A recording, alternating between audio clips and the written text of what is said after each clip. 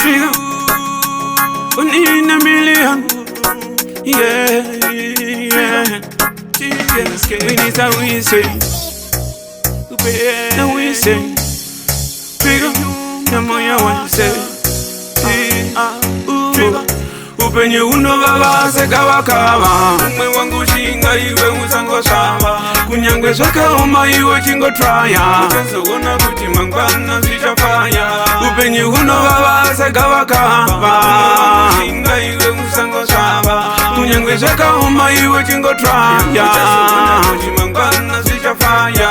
mumba mwangu iwe never give up chingirira kuti ugare uri patop ndiko kuti zvako zvigare zviri sharp saka ndoti iwe will never give up fika ukashingirira ukatsungirira ukashingirira zvinokufambira ukashingirira ukatsungirira ukashingirira fika umwe wangu shinga iwe usangosava kunyangwe zvakaoma iwe chingotraya uchazoona kuti mangwana zvichafaya upenyu hunovava segavakava shinga iwe usangosava kunyangwe zvakaoma iwe chingotraya uchazoona kuti mangwana zvichafaya upenyu makata ukasagwira iwe unotsaka douza zviri upenyu ibviri mumwe wangu ndandizvichanaka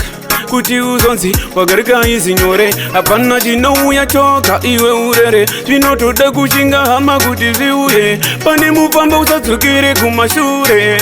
upenyu hunovava segavakava umwe wangu shinga iwe usangosava kunyangwe zvakaoma iwe chingotraya uchazoona kuti mangwana zvichafaya upenyu hunovava segavakava shinga iwe usangosava kunyangwe zvakaoma iwe chingotraya kuti mangwana zvichafaya fika 1 in a million mumwe wangu hapana chekumirira ita zvinoita kuti zvizokufambira kunyangwe zvikaoma iwe shingirira fika cause sango rinopawaneta hama yangu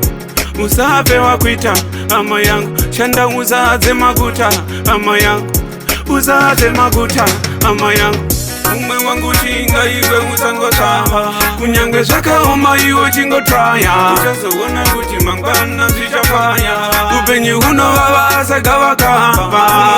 shinga iwe usangosava kunyangwe zvakaoma iwe chingotraya uchazoona kuti mangwana zvichafaya